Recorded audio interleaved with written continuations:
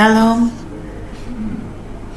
saudara-saudaraku yang terkasih, selamat berjumpa dalam kasih anugerah Tuhan Yesus. Izinkan saya menyampaikan kesaksian saya akan apa yang terjadi di hidup saya yang membuat saya semakin menyadari bahwa Tuhan Yesus itu sangat baik dan teramat baik. Kesaksian saya beri judul Menemukan Damai dan Kemenangan, Proses Pemulihan dari Trauma dan Ketakutan. Kisah saya ini bermula dari tanggal 7 April tahun 2023. Ya, tanggal 7 April adalah hari Jumat Agung. Di tanggal itu, di hari itu, kakak saya yang pertama meninggal karena serangan jantung.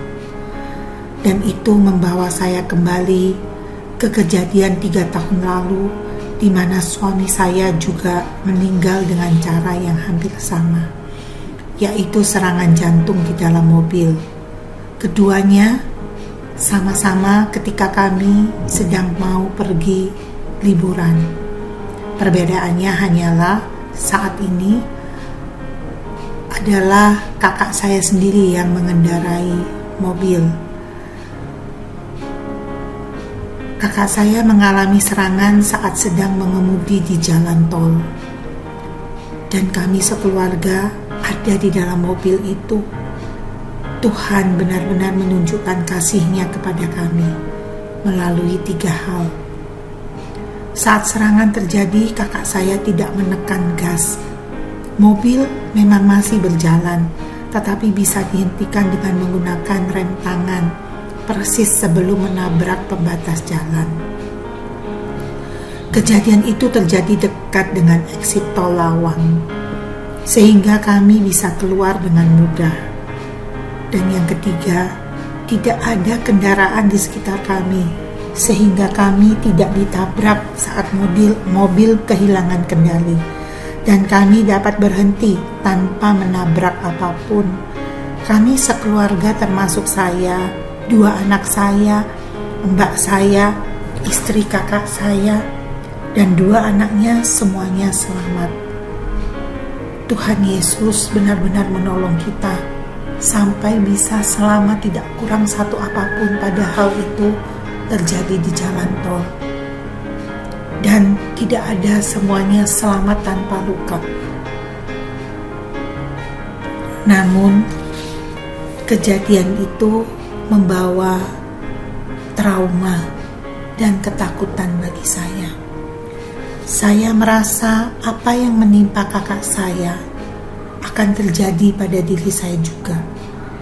Dari Mei sampai awal Juli, saya didera oleh ketakutan, tidak berani keluar sendirian, apalagi kalau itu bepergian dengan mobil, dan tidak berani membuat rencana untuk masa depan, karena setiap hal yang saya lihat membuat saya terhubung dengan pikiran bahwa mungkin saya tidak akan selamat, bahwa mungkin saya tidak akan sampai pada hari itu.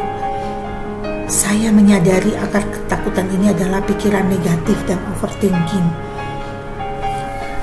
Selain itu, pada saat itu saya juga memeriksakan kesehatan saya meskipun tidak ada gejala, dan hasilnya menunjukkan bahwa saya dalam keadaan sehat, hanya perlu memulai hidup sehat dan berolahraga teratur. Namun saya juga suka mencari informasi sendiri di media sosial, yang pada akhirnya menambah ketakutan saya karena apa yang saya baca.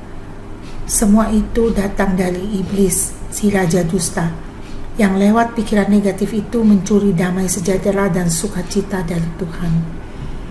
Saya menyadari jika saya ingin sembuh, itu harus datang dari diri saya sendiri dan pertolongan Tuhan.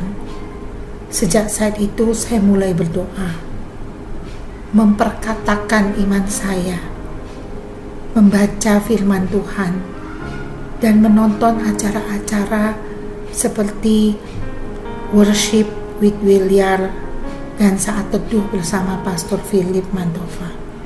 Setiap pagi saya berdoa kepada Tuhan. Saya mau menukar kekhawatiran dan ketakutan dengan damai, sejahtera, dan sukacita. Setiap kali pikiran negatif muncul, saya melawannya dengan doa ucapan syukur atas apa yang Tuhan telah kerjakan di dalam hidup saya, atas apa yang sedang Tuhan kerjakan dalam hidup saya, dan apa yang Tuhan akan kerjakan dalam hidup saya. Acara yang saya ikuti pada bulan Juni terasa seperti membimbing saya. Dari acara Pastor Weliar, saya melihat episode Jangan Gelisah Hatimu, dan itu 2 kali. Hari depan yang penuh harapan, melekat kepada Tuhan.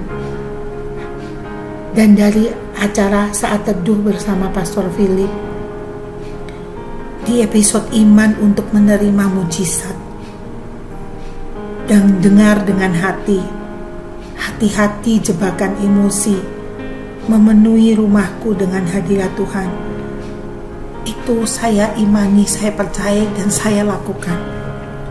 Setiap malam saya memuji Tuhan dan berdoa bersama anak-anak saya dengan satu lagu yang saya nyanyikan sebagai pernyataan iman saya. God is so good, God is so good, God is so good, He's so good to me. He gives me love, He gives me hopes, He gives me strength, He's so good to me. Ya, lewat lagu sederhana itu, iman saya semakin ditumbuhkan dan dikuatkan melalui apa yang terjadi dengan saya. Suatu hari sahabat saya Agustina mengenalkan saya pada seorang pendeta dan membawa saya bertemu untuk didoakan. Ibu Sharon Gautama, saya sangat berterima kasih kepada Ibu karena sudah bersedia menjadi mentor saya dan membimbing saya. Beliau mendoakan saya pada tanggal 8 dan 13 Juni.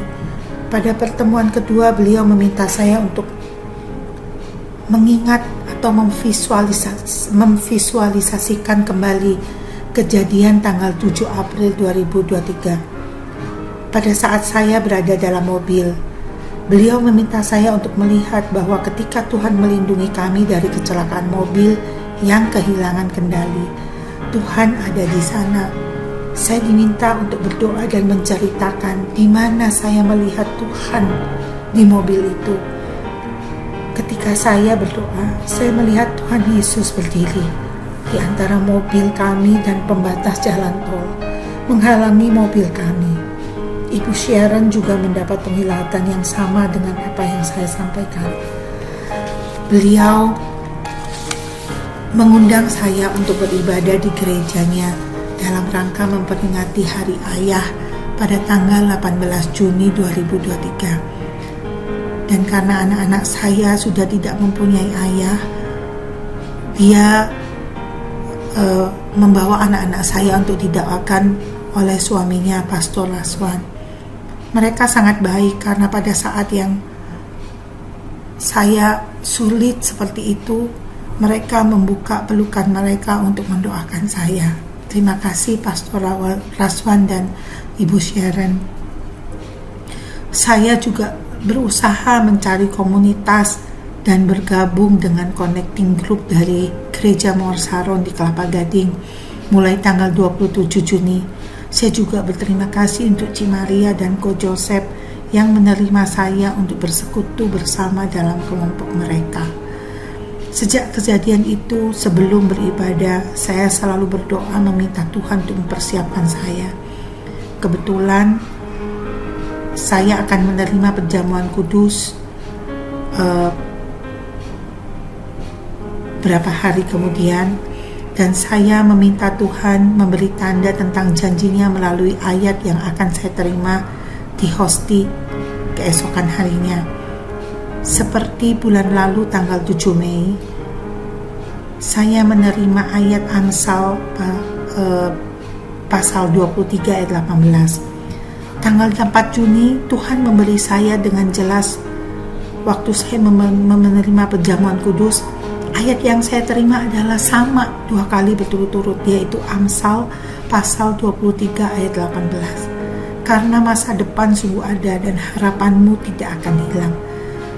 Saya imani, saya percaya pada saat saya ketakutan seperti itu, saya imani itu adalah janji Tuhan dan saya pegang teguh. Setiap hari saya menyatakan iman saya. Apa yang dialami kakak saya tidak akan terjadi pada saya. Karena jalan hidup setiap orang berbeda dan Tuhan mempunyai janjinya itu kepada saya yang harus saya pegang teguh. Saya mengucapkan Amsal pasal 23 ayat 18 itu. Waktu kejadian itu saya diselamatkan melalui mujizat Tuhan dan saya percaya bahwa Tuhan pasti memiliki rencana di hidup saya sehingga Dia izinkan saya untuk selamat dari peristiwa itu. Jika Tuhan memulai pekerjaannya, Dia tidak akan setengah-setengah. Dia akan menyelesaikan pekerjaannya dalam hidup saya sampai selesai, sampai janjinya digenapi melalui hidup saya. Proses pemilihan saya dimulai pada tanggal 21 Juni ketika saya mendengar di TikTok tentang cuplikan khotbah. Pada saat saya sedang mengerjakan sesuatu tapi saya lupa itu apa, saya mendengar cuplikan khotbah Pastor Philip mengenai Nabi Elia yang depresi, yang bersembunyi di gua. Pastor Philip berkata bahwa ketika itu Tuhan menegur Nabi Elia dan bertanya, "Elia, mengapa kamu bersembunyi di gua ketakutan?" Dan Tuhan memanggilnya untuk keluar dari gua itu untuk melakukan pekerjaannya. Kamu seharusnya ada di luar untuk memberitakan Injil karena kamu nabi. Peran kamu adalah sebagai nabi. Ketika saya mencari untuk menyimpan cuplikan tersebut, saya tidak bisa menemukannya.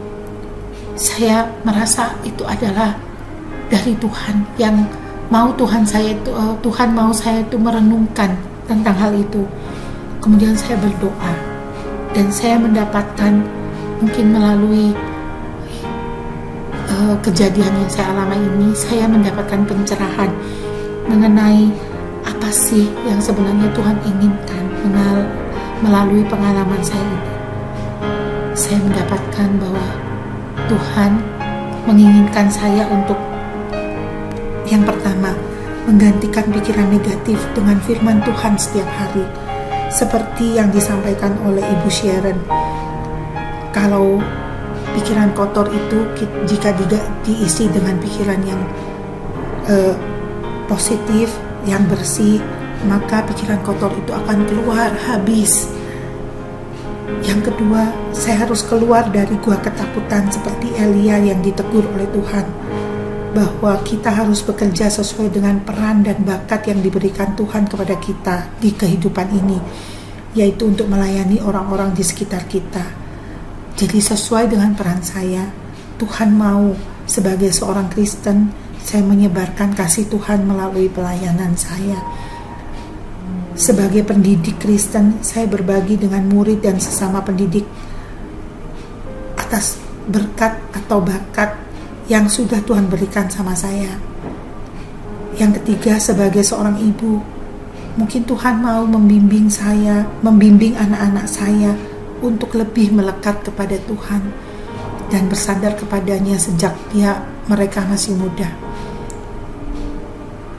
Dan yang selanjutnya, Tuhan mau saya menghargai tubuh saya sebagai bait suci Allah untuk menjaga kesehatan dan membuang pikiran negatif yang tidak perlu. Dan yang terakhir, Tuhan mau saya percaya dengan janji Tuhan, berjalan bersama Tuhan hari demi hari untuk menggenapi rencananya, berserah kepadanya dan selalu bersyukur apapun yang terjadi, selalu bersyukur. Pada tanggal 24 Juni, saya mengikuti retret sehari untuk komunitas pendidik Kristen. Dan seperti apa yang saya sebutkan di atas, 4 hal yang Tuhan inginkan di hidup saya melalui kejadian ini. Di retret itu, Tuhan teguhkan Karena firman Tuhan pada hari itu adalah kisah Nabi Elia yang depresi tadi, yang bersembunyi di gua ketakutan dan ditegur Tuhan. Ya, benar-benar sama. Sungguh ajaib cara Tuhan menyampaikan pesannya. Tidak ada yang kebetulan. Itu adalah pesan Tuhan buat saya. Setelah itu, setiap kali saya secara perlahan mengalami pemulihan, saya sudah bisa membuat rencana-rencana yang berkaitan dengan pekerjaan saya. Dan waktu saya ketakutan itu, saya mengalami keringat di tangan dan kaki saya. Tapi sekarang sudah hilang. Dan saya sudah bisa menikmati damai, sejahtera, dan sukacita dari Tuhan Yesus lagi. Pikiran negatif pada waktu itu masih sesekali muncul, tapi saya selalu tahu bagaimana menghadapinya. Saya menggunakan darah Yesus. Doa yang singkat ini. Darah Yesus, sucikan tubuh, jiwa, roh saya, rumah saya, kamar saya, kantor saya. Dan juga saya minta dalam nama Yesus, ikatan emosi dan memori saya diputuskan dari kejadian di tanggal 7 April 2023 itu. Dan itu berhasil. Saya tidak pernah overthinking lagi, berpikiran negatif, anxiety, rasanya seperti pikiran itu enteng. Dan jika pikiran negatif muncul, ada cara menanggulanginya dari ayat yang saya dapat dari Bible plan saya, Filipi pasal 4 ayat 8. Jadi akhirnya saudara-saudara, semua yang benar, semua yang mulia, semua yang adil, semua yang suci, semua yang manis, semua yang sedap didengar, semua yang disebut kebajikan dan patut dipuji. Itu yang harus saya pikirkan. Pikiran-pikiran yang seperti itu yang harus ada di dalam pikiran saya, bukan pikiran negatif dan overthinking. Dan pada tanggal 2 Juli, ayat yang saya dapatkan dari Hosti di perjamuan kudus adalah Filipi pasal 1 ayat 21. Karena bagiku hidup adalah Kristus. Ini jelas mengangkat segala kekhawatiran, ketakutan. Karena kalau ketika fokus hidup kita adalah Kristus, semua akan ditambahkan bagi kita. Tuhan Yesus itu selalu ada di pihak kita. Dia selalu ada di samping kita. Hanya mungkin kadang-kadang kitalah yang menjauh dari dia. Tapi dia selalu menemukan dia dan mengajak kita kembali kepadanya. Karena dia mengasihi kita. Kebaikannya selalu mengejar kita dimanapun kita berada. Saya benar-benar bersyukur memiliki Tuhan Yesus sebagai juru selamat saya. Karena melalui dia, saya memiliki pengharapan di tengah pergumulan, kesesakan, masalah, dan bahkan ketakutan. Saya tahu pasti kemana saya harus berlari mencari perlindungan, yaitu Tuhan Yesus, batu perlindungan dan keselamatan saya. Kiranya kesaksian saya menjadi berkat bagi saudara-saudara sekalian. Saya tahu hari depan tidak akan lebih indah, tapi ketika saya melangkah bersama Yesus, saya yakin dan percaya bahwa Tuhan akan menuntun saya melalui semuanya itu. Terima kasih. Tuhan memberkati.